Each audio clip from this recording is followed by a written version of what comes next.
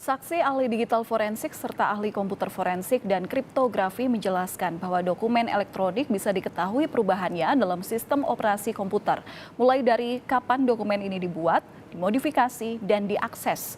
Pengurangan dan penambahan dalam dokumen elektronik juga dapat dilacak.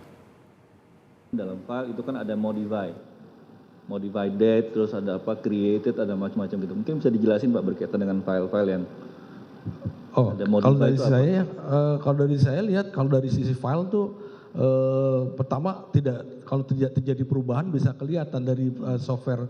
Kan sekali lagi, apalagi dari kita Dari ini metadatanya ya, metadatanya kita bisa lihat. apalagi udah open source ya, di beberapa software juga saya bisa tunjukkan tidak ada perubahan dari sisi itu dan ketahuan kapan dia di-create dan dirubah. Oh jadi kalau misalkan nih rekaman ya Pak, kopian dari DVR tadi lalu ditaruh dalam flash disk, and then saya taruh dalam laptop saya save dalam laptop saya, maka yang tersimpan dalam metadata itu tetap dari yang asalnya gitu, Iya, karena artinya how tidak to melakukan create. perubahan.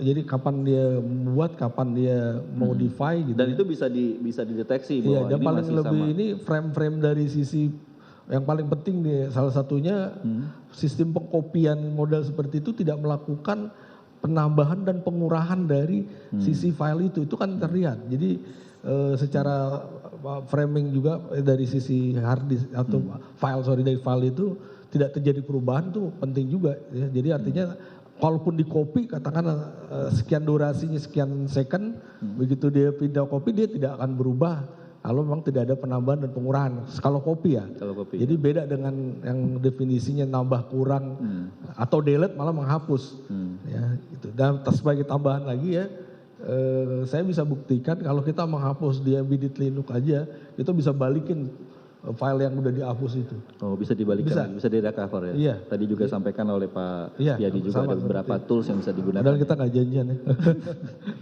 Mungkin ada yang mau ditambahkan dari Pak Setiadi dari penjelasan Pak Herman? Jadi ada beberapa status yang kita lihat dalam metadata. Ada created date, itu dia kapan dibuatnya. Ada modified, kapan diubah. Ada access, kapan dia diakses, dibacanya.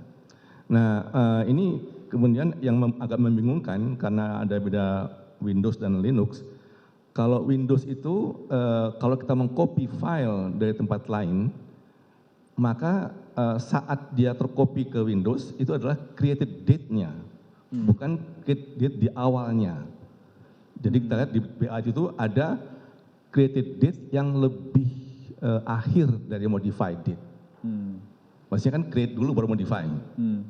Ya. Tapi dalam itu ada yang create-nya itu setelah modify. Nah itu karena pindah mesin. Pindah software. Ya, pindah dari sini ke tempat lain, di copy lagi, itu yang Windows berperilaku begitu. Create itulah kapan dia muncul di mesin itu. Modified-nya nggak berubah masih yang lama modified-nya.